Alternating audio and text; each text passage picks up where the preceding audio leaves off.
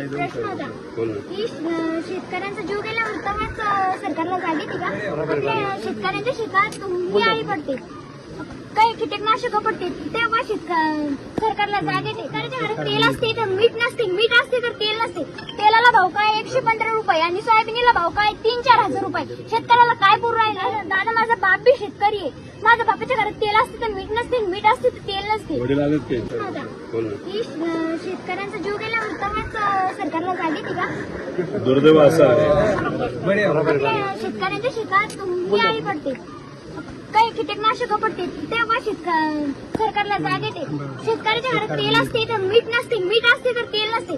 तेलाला भाव काय 115 रुपये आणि सोयाबीनला भाव काय 3-4 हजार रुपये. शेतकऱ्याला काय पुरू राहिले? खरं म्हणते तू, आम्ही पण हीच भूमिका मांडतो. दादा माझा बाप बी शेतकरी आहे. माझ्या बापाच्या घरात तेल असते तर मीठ नसते, मीठ असते तर तेल नसते. वडील आलेत ते नाही, गव्हर्नमेंट शाळेत आहे तुम्ही. प्रायव्हेट शाळा. तू जे भूमिका मांडली ती खरी भूमिका आहे. तुला हे माहिती आहे का, भारतात सगळ्यात जास्त सोयाबीन केलं जातं, कापूस केला जातो आणि एवढ्या मोठ्या प्रमाणात कापूस करून ज्याच्यात तुमच्या 4 पैसे घरात यायला लागतात. कापसाला जेव्हा 10,000 भाव मिळतो तेव्हा हे सरकार काय करतं, नाही तर कुठलंही सरकार इम्पोर्ट करायला लागतं.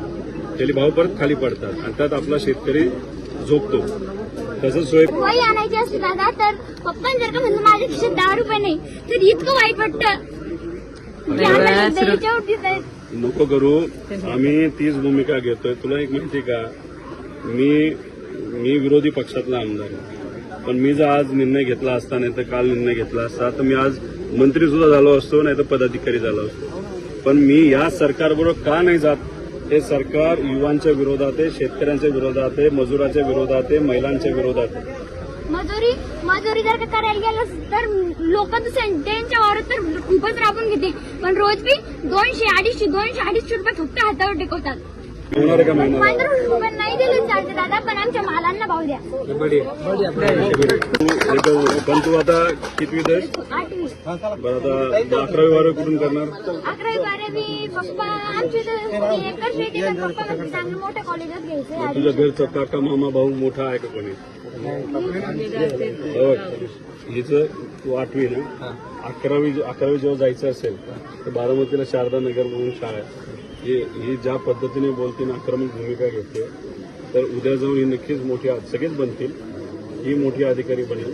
आणि ती बनत असताना आमच्याही त्याच्यामध्ये एक सेवा म्हणून काही मदत म्हणून ही जी 11वी 12वी आणि नंतर पण तिला त्याच संस्थेमध्ये जर करायचं झालं तर सगळी जबाबदारी मी घेत आहे, असा शब्द व्हिडिओ काढलेला आहे.